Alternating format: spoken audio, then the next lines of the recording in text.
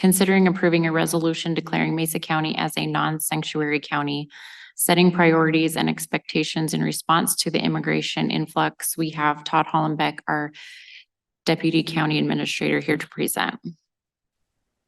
Commissioners, good morning. Todd Hollenbeck, Deputy County Administrator. So commissioners, as you're aware, over the last several months, both our emergency services and health department have been monitoring the migrant influx, both in the United States as well as Denver and Carbondale, to be more specific. We've seen the impacts, the challenges that those communities have dealt with.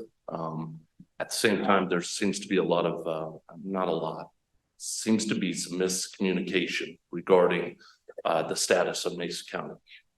So what you have in front of you today is a resolution that helps to address any miscommunication, defining Mesa County as a non-sanctuary county.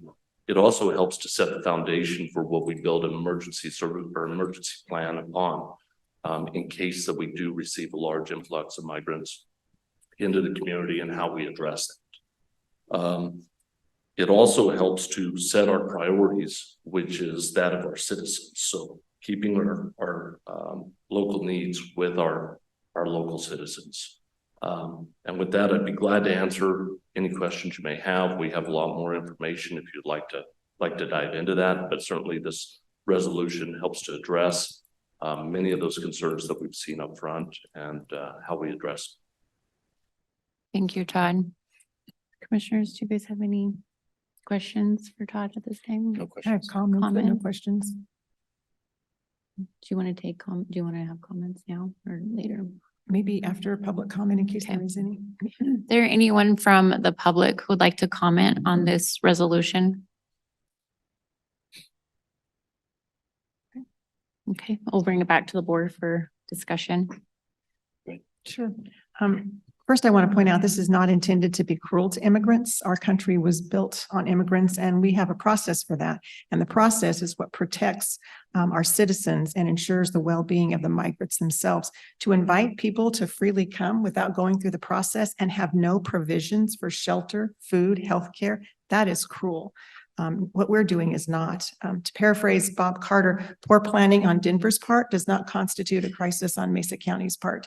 And that seems to be what's happening. I also think it's important to clarify the distinction between immigrants, which is what we reference in our resolution, and migrants who are here typically for work and typically for short periods of time, and then they return back home. I've heard some people suggest that someone was going to be turning away the migrant workers that come here every year to work in our farms and ranches, and that's not the case. But we have to point out, we already have 2,300 unsheltered individuals in Mesa County that have no shelter at all. We have 46,000 Mesa County residents who are receiving some type of public assistance. That is 1/3 of our population of Mesa County.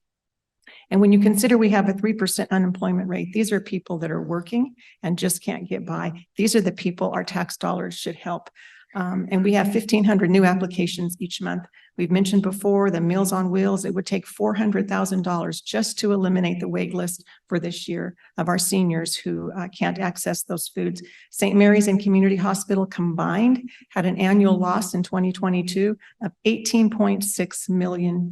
We cannot ask them to do any more. Our Mesa County schools do not have unlimited resources, and District 51, as you know, is the third lowest funded school in the state of Colorado. We need to prioritize our people, our kids, our seniors, and our taxpayers. I couldn't say it better myself.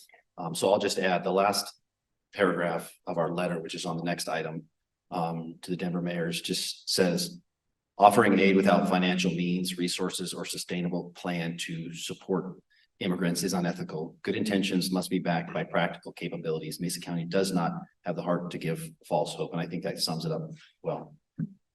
Yeah, thank you both. This resolution, it is a response to Denver needing aid and the potential relocation of a large group of immigrants into Mesa County. There are reports of unaccompanied large groups arriving in communities, and just want to point out, this is a very different situation than from migrant workers coming to Mesa County to work agriculture on the H-2A program, which we support. The H-2A program allows U.S. employers and U.S. agents to meet specific regulatory requirements to bring foreign nationals to the United States to fill temporary agriculture jobs. And I think with the sanctuary city and county of Denver, they continue to shelter more than 4,000 people. Those 4,000 people are going to be losing their shelter in the coming spring months. And more than 40 million have been spent in Denver's response. And with no change in their policy, they are projected to spend 180 million this year. To me, that's just very unsustainable. I'm very concerned that these people will be evicted from shelters. The Denver City is limiting shelters to 14 days for individuals and 42 days for families to make room for the next wave. The impacts of the evictions from Denver shelters could impact Mesa County, its citizens, and its resource. And this resolution really is intended to clarify the reality of the financial costs and its far-reaching effects on our community in a very transparent and accessible way by declaring our priorities and responsibilities to our citizens. And again, we are empathetic to the struggles that Denver is facing and other communities, but we must focus on addressing our residents and our pressing needs. I'll entertain a motion to approve the item as entered into the record. All in favor? So Okay. moved. Oh, He so moved, moved. I'll second. Okay. All in favor? Aye. Aye. Motion carries.